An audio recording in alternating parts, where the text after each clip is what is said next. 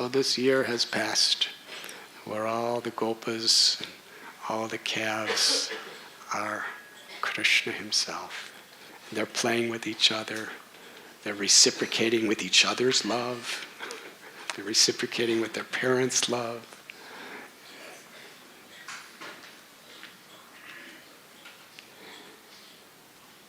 This pastime was so deep. Krishna, even though he was increasing the love of everyone in such a way that it was unbelievable, he did it with such precision that Balaram didn't even think that there was anything different. Vishwanath Chakravarti Thakur explains Krishna didn't reveal it to Balaram because for 1 year, for Balaram to be without his friends, Sridama, Subala, Stoka Krishna, he would feel separation. So Balaram was playing with all his friends, and he loved them all more than he ever loved them before. But even he, the all-knowing Balaram, the Supreme Personality of Godhead himself, didn't even think to investigate. Until one day, about 5 or 6 days before the year ended, the cows were with the elder gopas on top of Govardhan Hill.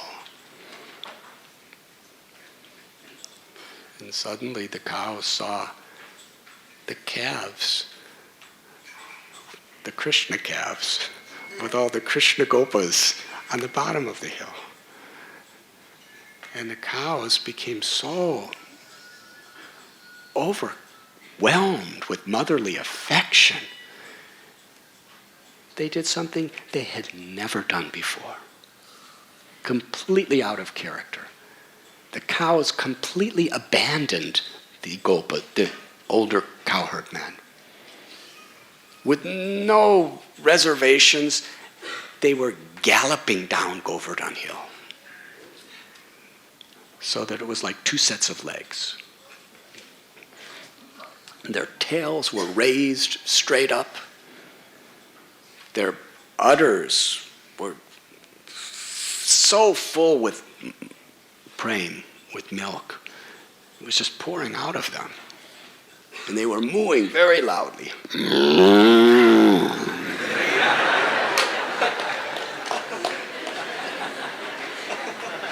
And the cowherd men were really ashamed and distressed by this. Galloping down the hills, they could break their legs, and what to speak of, all their milk, they were just going into the ground, and they're going to their calves. They totally lost control of what they were supposed to do. So they were very upset, and they were chasing after the cows. And then they saw something that was really out of ordinary.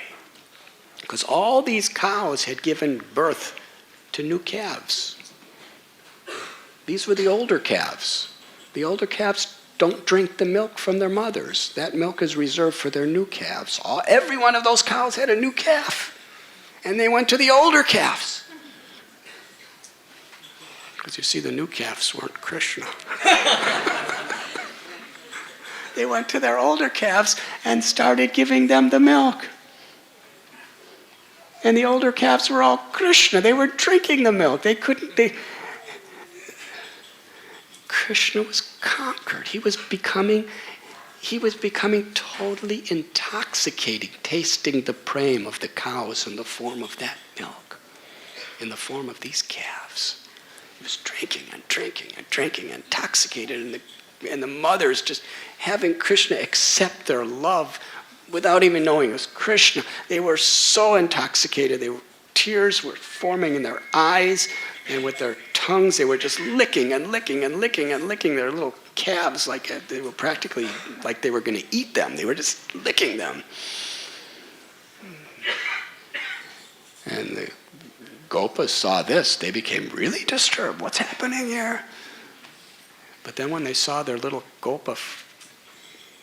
Krishna Gopa sons, their love in their hearts was transformed just like the cows. Now you see, men, somehow or other, due to our destiny, we cannot give milk.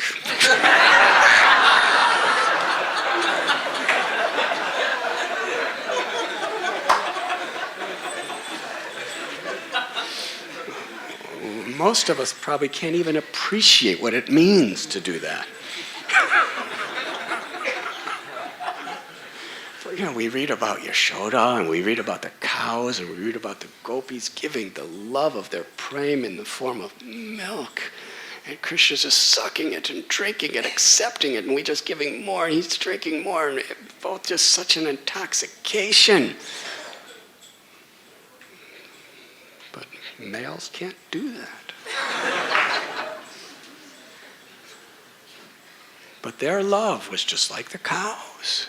Just like the gopis over that year. The cowherd men saw their little children were so deeply, deeply, emotionally, spiritually overwhelmed by their prem. And they expressed it by smelling the heads of their children. That's kind of like the male equivalent to giving milk, I guess. Something like that. And usually it doesn't talk so much about this details of smelling the head of children. But according to the philosophy of prem, we can understand that the same principle is there. That when they're smelling the head of Krishna in their little children, can you imagine how Krishna is making his head smell so nice? See?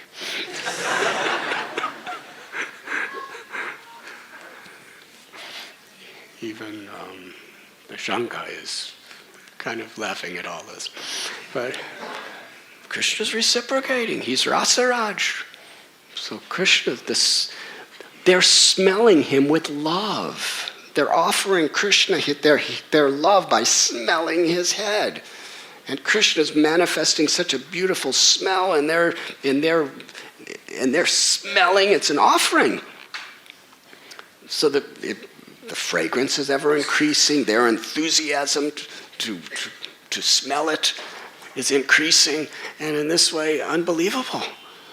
The cowherd men were stunned, embracing their little children, and became completely peaceful, completely satisfied.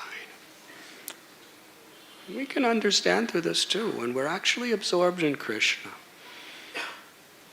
Bhajahure mana Srinandanandana abhaya charanara vindare. When our mind is absorbed in worshiping Krishna, we become fearless. We become free from all anxieties. Param dristva nivartate, the higher taste. By experiencing Krishna, they were completely transformed. And as they were going back on the hill with the cows, they were weeping and crying in ecstasy, just absorbed in love for their children. Balaram was watching. Balaram has seen everything, but he's never seen this.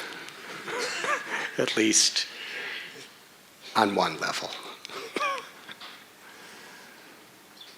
Balaram has seen Krishna killing all these asuras. He's seeing all the loving relationships with Krishna and gopis and gopas in so many ways. But how the cows were so affectionate to their older calves, and how the cowherd men were so affectionate to their children, it was just like their love for Krishna. This Leela is so incredible. Not only did it bewilder Brahma, not only did it bewilder all the Brijabasis, but it bewildered Balaram. And he was wondering, how is this possible? The gopis love everyone as much as their own children, and they love their own children as much as Krishna. Such all-pervading love on such a level.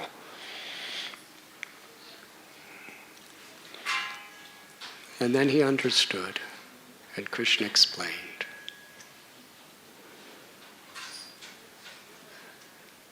As far as I've understood, this Leela began on Balaram's appearance day. Because Balaram wasn't there when all the calves were stolen. He was home getting abhishekams and giving charity to Brahmins and all the things that Yashoda and Rohini would do to get blessings for Krishna and Balaram on their birthdays. It's interesting because most of these birthdays, they're giving. Yes? Our birthdays, usually children, they expect to get something. Presents, gifts, like that. But we read that usually Yashoda, Rohini were getting them to give to Brahmins and to give. Because they understood, the parents, that the most precious thing that they could get is blessings. And blessings come reciprocally. When we serve, then naturally we are blessed.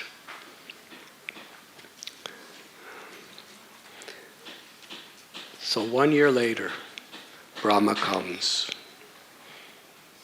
It's only one moment by his calculation. He couldn't come too much sooner because 1 moment. 1 moment is a year. And he wanted to see just how he, by his supreme potency within this universe, what effect he had on Krishna and all his friends in Vrindavan. And when he came down, he saw all the calves, all the gopas playing exactly as he saw them a year before. He couldn't believe this. As we're reading in today's verse, what he did is he took all the gopas and the calves and put them into a mystic sleep.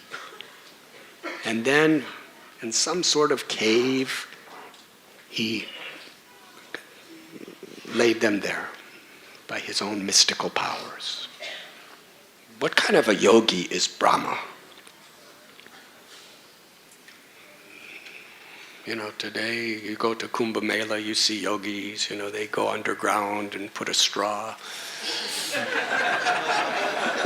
Have you seen that? They're disciples, very faithful disciples. They dig a hole and then they bury their guru completely. So he's totally underground and there's just a straw. And he's underground, and there's just one little straw coming out of the ground, and he's breathing through the straw. We have seen these things. And, and it's underground, so you're just walking, and you just see a straw coming out of the ground. You don't realize that there's a yogi down there. Right? And I guess his disciples have to watch carefully. Some little child is playing around. Oh, a nice straw.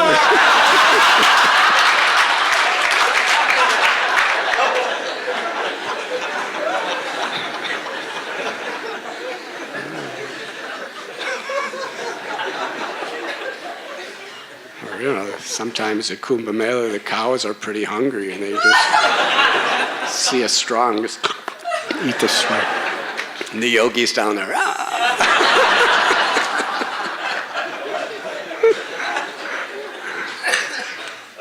Well, how many of us could do that?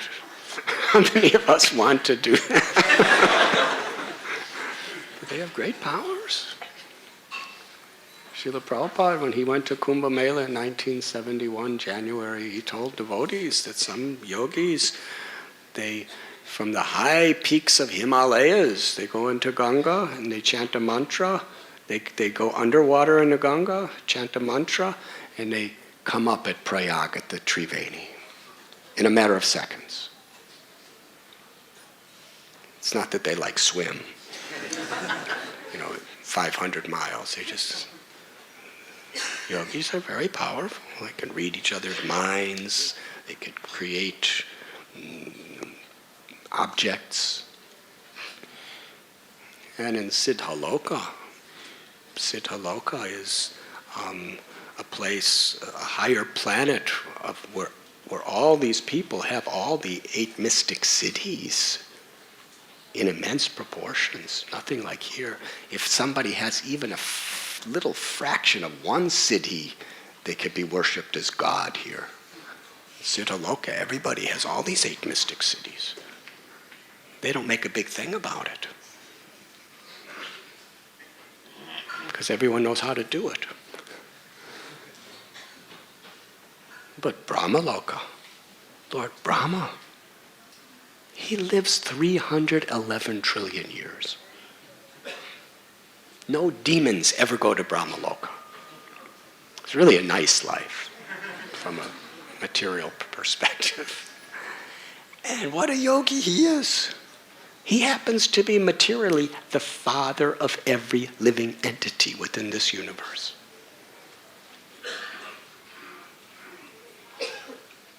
And the Vedas come from his mouths. He's seeing so much. Brahma is the most elevated, the most powerful, the oldest of all living beings in the universe.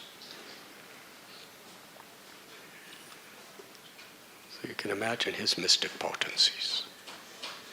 He's helped to create all the planets.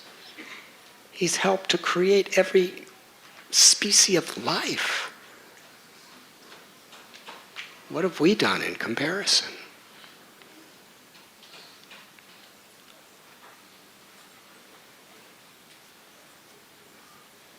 And he came to this little cowherd village of Vrindavan, and there he saw that all the children look exactly the same.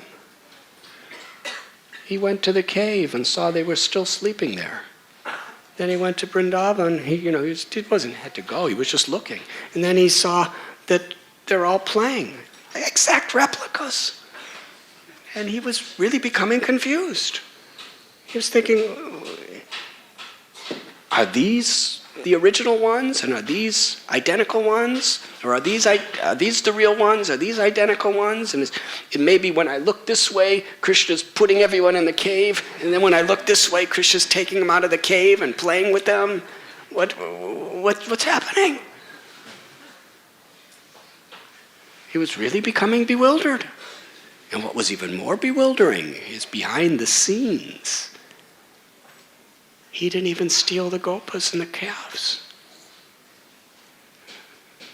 Our acharyas tell us, just like Ravana stole a Maya Sita, Vedavati, similarly, when Brahma came to steal the calves and the gopas, Krishna, through his Leela Shakti, Krishna actually hid the originals himself. Personally, Yogamaya did.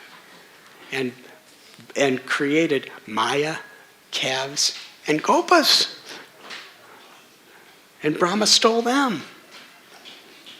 So Brahma stored them in one place, the Maya gopas and calves. Yogamaya stored the real ones in another place, and Krishna manifested himself as all of them.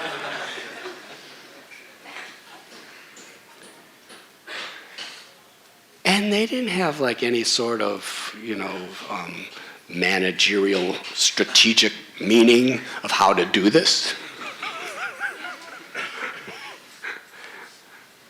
This would take pretty serious organization, wouldn't it? just happen in a second. That's Vrindavan. The ultimate strategic planning. And Brahma was so bewildered by this because he couldn't figure out, how is this possible? They're here, they're there. He forgot who he was. And when he was at the peak, at the crescendo of being completely bewildered, his ego being totally deflated by confusion, then Krishna wanted to do something even more. Suddenly, Brahma sees every one of those little calves and every one of those little gopas transform into Narayan Vishnu. Each one had a beautiful bluish complexion with a golden helmet. Each one had the Kaustubhamani and Shri, the golden line of Lakshmi's presence on his chest, Srivatsa. Suddenly before him, there was unlimited Vishnus. And every Vishnu was smiling at him.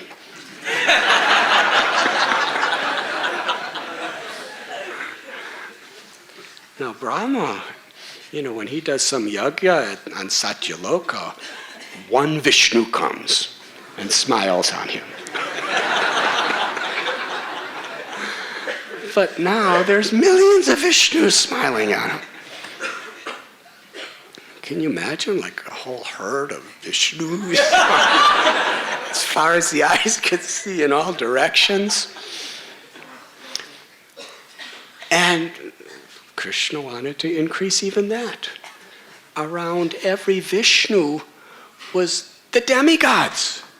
Not like around all the Vishnus. Around each Vishnu was Shiva and different demigods and sages and rishis and all worshiping and singing hymns. And when Brahma saw that,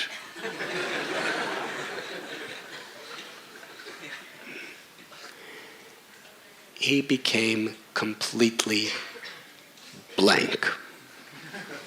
He actually went unconscious. I don't remember it saying that he fell down.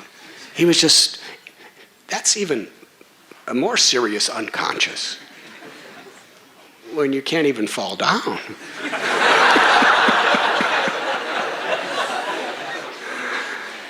He forgot who he was, he forgot where he was, he forgot what he was doing, he forgot it. He was just totally overwhelmed by Krishna's powers.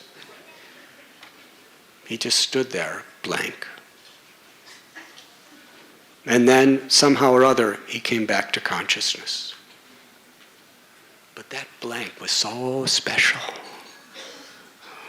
We can give whole classes about that blank.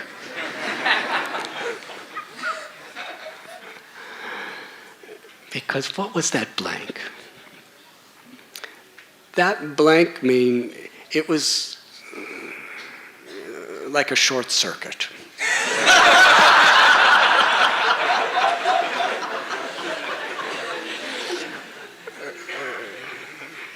You know how when you have a fuse and there's just such an overload, it just goes and then everything goes dark. That's kind of what happened to Brahma. The load of seeing Krishna's opulence and Krishna's mystical potencies and Krishna's he didn't know it. He went totally blank. Total darkness, nothing. That means all his misconceptions, all of his ego, everything finished.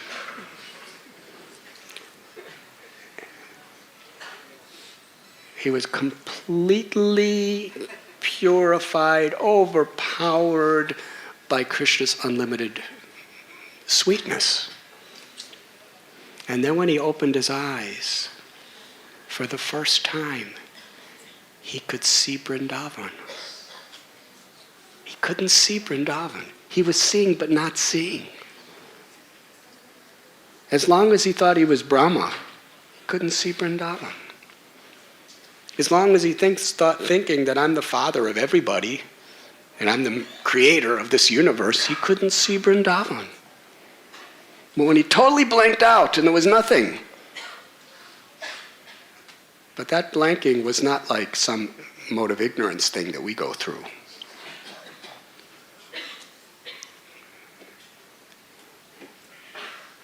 By Krishna's inconceivable grace, he gave up all of his misconceptions, his upadhis. Sri Chaitanya Mahaprabhu prayed, Naham vipra nacha narapatir napi vaishya na shudro. I'm not a brahmana or a kshatriya, vaishya or sudra. Not a brahmachari, grihastha, vanaprastha, sannyas. I'm none of these things. Gopi Bhartur Padakamalayora Dasa Dasanudas. I'm the servant of the servant of the servant of Krishna. Brahma came to that realization. I'm not Brahma. I'm not anything of this world. Krishna just eliminated all of those upadhis, all of these artificial temporary designations. And when that was gone, he actually saw Vrindavan. When we go to Vrindavan, what do we see? To the degree we want to be the enjoyer, to the degree we want to be the controller, to the degree we have any conceptions that I'm better than somebody else, or I'm worse than somebody else, or all of these material designations and attachments and attractions and aversions, then we only see the external covering of Vrindavan, the Maya covering of Vrindavan.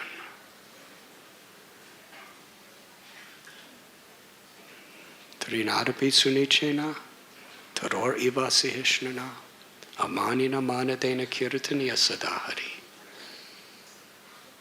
Krishna's not different than his name. Radharani is not different than her name. When we have no false ego, when we're humble like a blade of grass, forgiving, tolerant like a tree, we don't expect respect from others, but we're happy to give,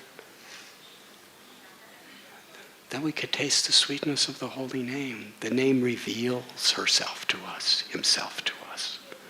And similarly, Vrindavan, yeyatamam prapadyante. According to our ego, we see something else. But when by Krishna's grace, it cannot happen otherwise. It's not by how many slokas or scriptures we learn or how great we can speak them. It's not by how sweet we could sing kirtan with our trained voices. It's not how good we could manage yatras. It's not how good we can dance.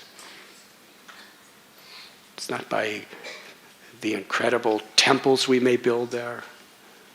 We can only see Vrindavan by Krishna's grace. And what is that grace? The same grace he gave to Brahma. He takes away our ego completely.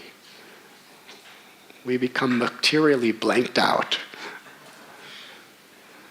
And then are actually receptive to see Vrindavan as he is. Premanjana churita bhakti vilochanena. We can only see Krishna and Vrindavan when our eyes are in its truth, in its reality, in its depth.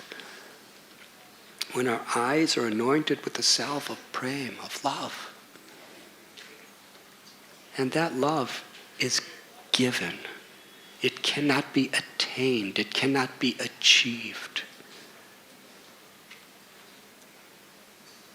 Srila Prabhupada writes in Sri Chaitanya Charitamrita that pure devotional service, prema bhakti, is most rare because it conquers Krishna. Krishna doesn't give it easy.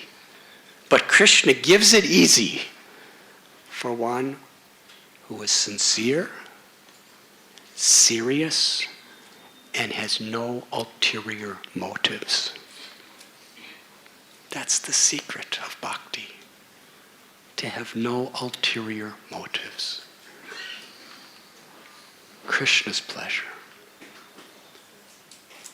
So when Brahma blanked out, everything was kind of taken away, and then he opened his eyes, and he was seeing the same place as he saw before, but he saw it as something totally different. The same trees he saw before, now he's seeing that they are all kalpa-brikshas. They're wish-fulfilling trees. They're eternally intimate associates of Krishna, fulfilling everyone's desires. He was seeing every speck of dust as more precious than all the jewels, what to speak of Brahmaloka, even Vaikuntha.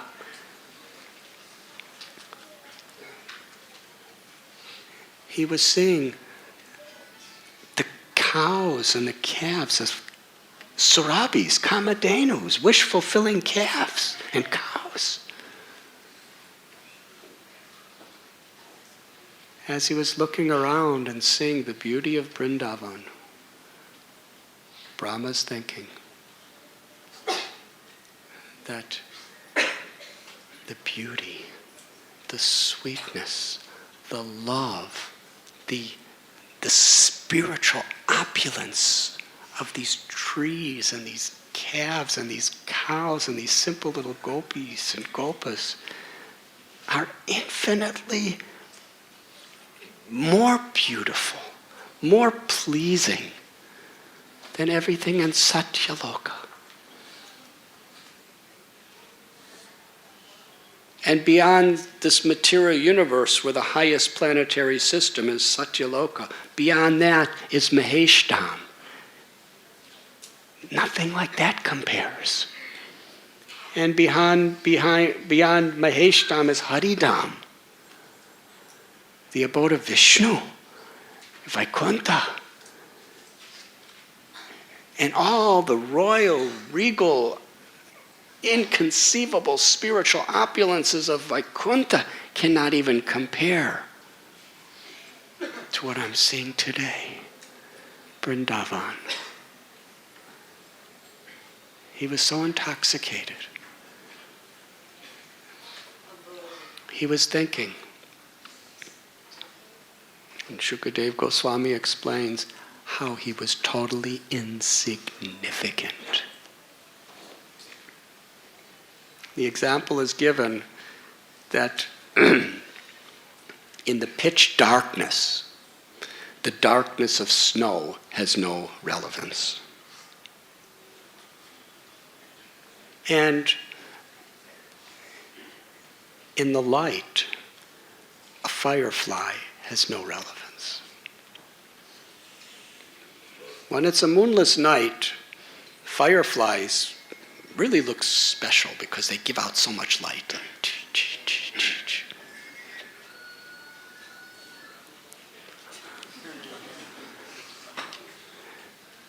A couple years ago, I was at one farm community, Gita Nagari, in America.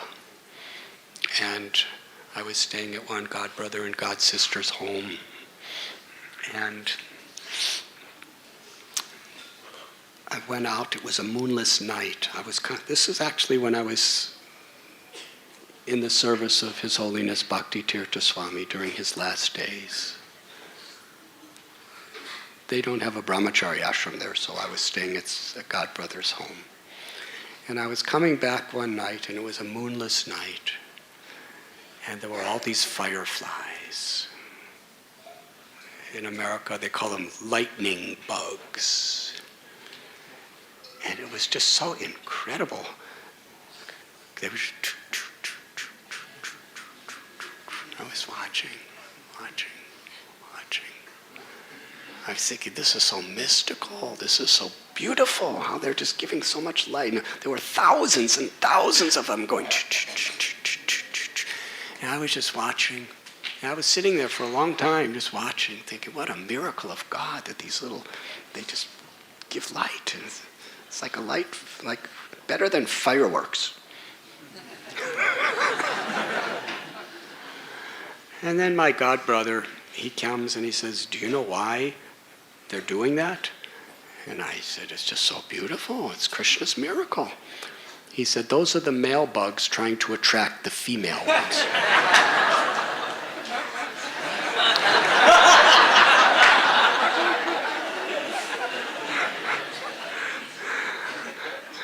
I said, why did you have to tell me that?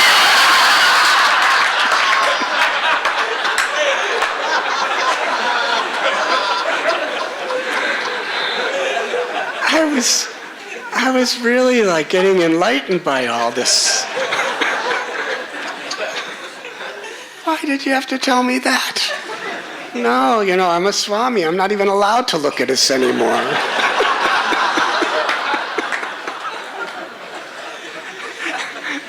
And he said, you asked. I said, I didn't ask, you asked. You said, would you like to know? He said, but you said yes.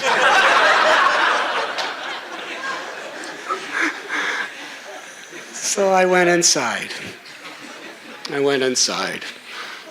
And I laid in my little room and I just looked up at the light bulb.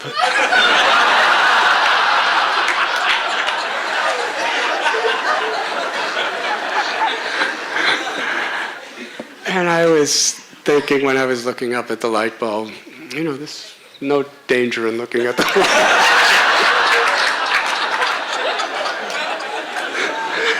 I don't think there's any female light bulbs around.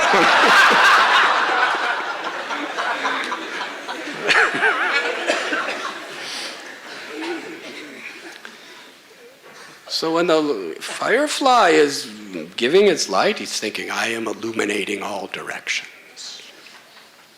But when the sun rises at noon, then that same firefly, with all his strength, with all his voltage and wattage and whatever he may have, he's struggling and straining to light up this, but he's insignificant. Nobody even notices. That was the realization of Lord Brahma. In the darkness of ignorance, I'm thinking I'm so great. I'm so significant. But in the presence of Krishna, I realize I am totally insignificant. Now, from a material perspective, if you go to a psychiatrist, and he says, so please tell me about your life, and you say, I am totally insignificant. He'll probably give you some injection to make you feel significant. Because that could be pretty depressing from a material perspective, that I am totally insignificant. But that wasn't Brahma's realization. That's not bhakti. To the degree we realize we are insignificant, to that degree we can actually open our eyes and our hearts to cherish and relish Krishna's supreme significance.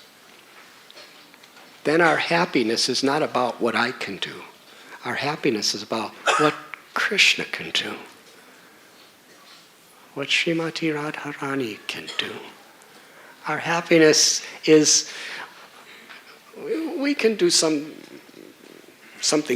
good in this world, and we could tell everyone about it, and some people will appreciate you, and some people couldn't care less about you, and some people will envy you, and eventually, we don't do that anymore. It doesn't come out that way anymore. That's the way the world is. But when we realize that our insignificance, then we take our pleasure in what Krishna does. And then when we hear these beautiful pastimes from Srimad Bhagavatam, that's where our happiness is. Krishna. Krishna lifted that Govardhan hill with the tip of his little finger of his left hand for 7 days and 7 nights as Indra was showering massive, massive torrential storms and winds, and Krishna was smiling. As long as we have, to the degree we have false ego and a desire to enjoy independent of Krishna, we can appreciate the pastimes, but it's limited. It's stifled by our own desire to enjoy. But to the degree we realize Krishna's all great, then our full desire for satisfaction is fully fulfilled by Krishna. Look what Krishna does. That's the nature of love. Just like a mother or a father, if they really love their child, it gives them so much happiness to see what their child accomplishes.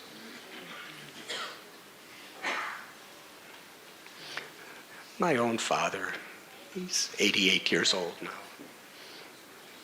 And when you're 88 years old, you can't do all that many things that, he used to be a businessman, he was accomplishing and doing so many things, but now he can't do that much. But since he's coming to India, he loves devotees so much, and he has such affection for Krishna, that anything I do, his happiness is what I do.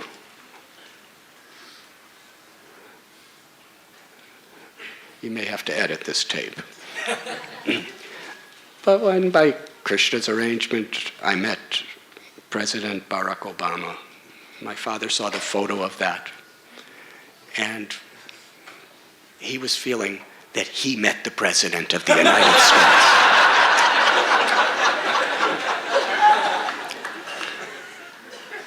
He said when he was a little boy, his uncle, he saw a photo of him with President, I think, Roosevelt, which was long ago, before I was born. And my father said, from my childhood, I always wanted to meet a president of the United States. And now, there's the elections coming up, and my father's like campaigning for President Obama.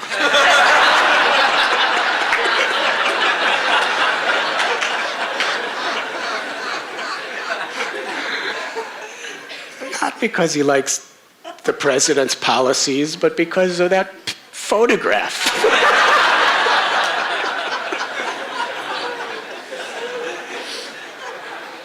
So even in the world, that's the nature of love.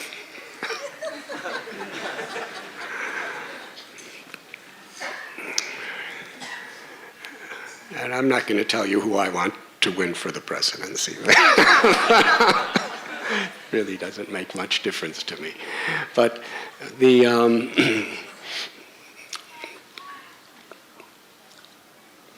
when you love someone, then you find the greatest happiness in what that person does. And that even on the material level. When we love Krishna, when even a glimpse, a fraction, a little lightning bug blink of that love awakens in our heart, then we just love what Krishna does. I mean, Pundarik Vidyanidhi, when Mukunda Dutt was singing that prayer of Uddhav, who else but Krishna can I give my heart and my love to? He gave the demoness Putana the liberation of his own mother in the spiritual world. When Pundarik Vidyanidhi heard this, he went into total ecstasy and forgot himself. That's the nature of love. The little baby Krishna is sitting on a banyan tree leaf, sucking on his toe. Now you go and tell, somebody on the street that, my God is laying in a banyan tree leaf as a little baby sucking on his toe. They'll think. They won't understand. But because once you have a drop of love of Krishna awakening in your heart, when you hear about this, oh, Krishna, you're so wonderful, you're sucking on your toe. It's so fantastic. And you could, unlimited philosophy, unlimited theology can spring from that one pastime. Because of love. So now, Brahma, he's seeing Vrindavan. And after he sees Vrindavan like this, all of a sudden, all the Vishnu forms and all the forms of Vishnu's devotees disappear. And there is just Krishna, all alone, looking really confused, searching for his friends. He's just like looking here, looking there. He's just a little cowherd boy, and he still has the same yogurt and rice and fruit in his hand. Now that's inconceivable. Krishna's Navayovanam cha, he's ever fresh. 1 year, the yogurt is still sweet. The fruit is not shriveled up or anything. It's because it's in Krishna's hands.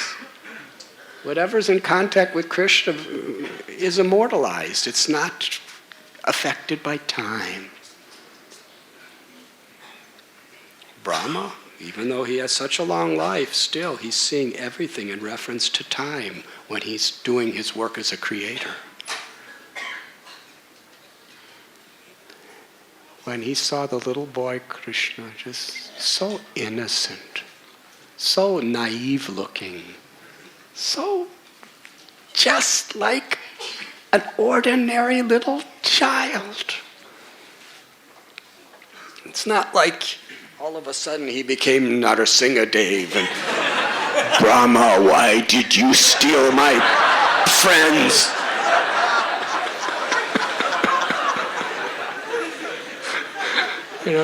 Other avatars do that. He was just looking around, walking, and Brahma realized who is Krishna. The ultimate sweetness, the ultimate power of God is what is manifested in Vrindavan and Sri Vrindavan Chandra Krishna. Assuming such a common demeanor, but possessing supreme potencies. Brahma realized there, Krishnastu Bhagavan Swayam, that even all these Vishnus are partial manifestations, expansions of this little cowherd boy holding the lump of yogurt and rice in his hand. Govindam Adi Purusham Tamaham Bhajami. Brahma realized that this Govinda is the supreme ultimate source of everything that exists, the original person and the supreme object of all love. This is very instructive. Now, if Brahma came to your house,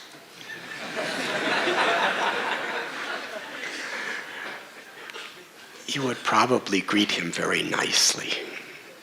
Yes. I mean, if the prime minister or the president or the captain of the cricket team, whoever you may think is great,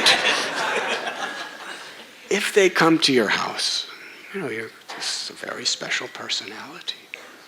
Well, Brahma is, how great he is. But for Krishna, Brahma had no relevance whatever. Krishna doesn't care about your post. He doesn't care about your influence. He only cares about your love. And Brahma loves Krishna. But compared to the Brijabasis, he was insignificant. Krishna was looking for his calves in this particular aspect of the Leela. Krishna's looking for his calves. And when Brahma came, any single calf is infinitely more significant than this Brahma. Every gopa. And by ignoring Brahma, Krishna was revealing to the world the love of Vrindavan. How it can't be nothing of this world of its highest caliber could compare to the love of Vrindavan. Even when Lakshmi from Vaikuntha came to Srivan or Bailvan, Krishna neglected her because even her love could not compare to the residents of Vrindavan.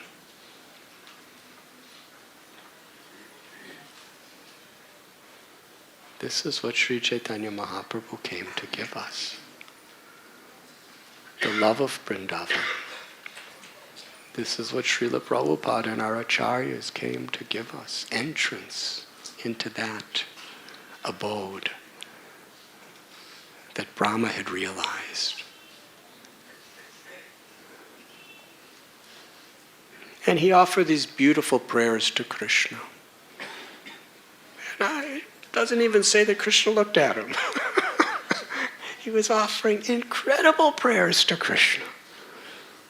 They are here in the Srimad Bhagavatam.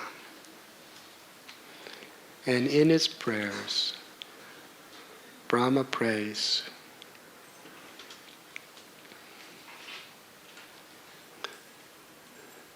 he prays for any to take birth in any position, in any species, anywhere, even as a little blade of grass, even as a little creeper in the ground, any birth in Vrindavan, so that Krishna and all these devotees who love Krishna so much and who Krishna loves so much, any one of them, I want them to step on my head. I want the dust of their feet as my supreme worshipable object on top of my head. The person with the highest position in all the universe is praying to be a little piece of grass in Vrindavan. He became the 4 hills of Barsana, 4 heads, so that all the devotees of Sri Radhika and Krishna can step on his head. Ultimate aspiration.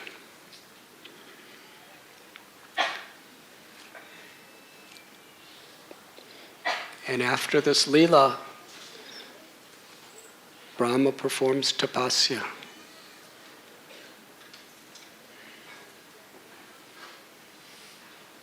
And because he knew that Lord Chaitanya would be coming, Krishna in the spirit of Sri Radha to spread prem through prem sankirtan. And when the Lord appeared before Brahma, Brahma said, I don't want this. This post makes me mixed up. It's hard to be absorbed in all this seva I'm doing for you and not get, I'm going to do it. I'm going to do the service, but I keep getting bewildered. I get implicated in this all.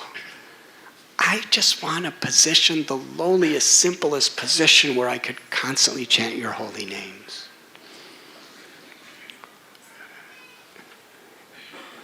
Brahma wanted to be a little any little place in Vrindavan, a hill, a piece of grass, a grain of soil, so that the devotees would step on his head.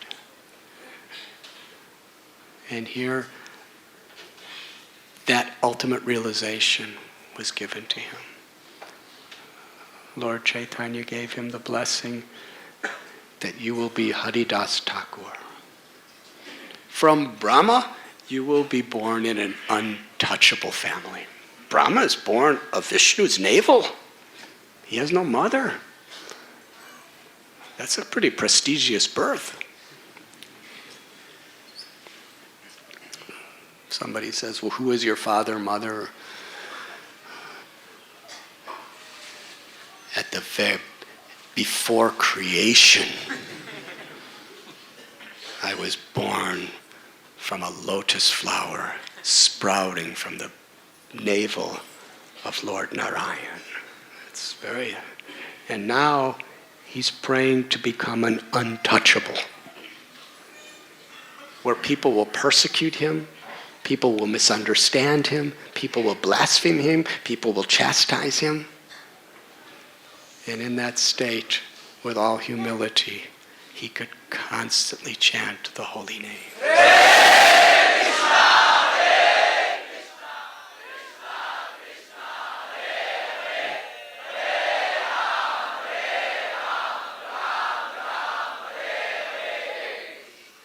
Sri Chaitanya Mahaprabhu's Leela, Narottam Das Thakur explains, are none different than Vrindavan Leela. So he was given the fulfillment of his prayer.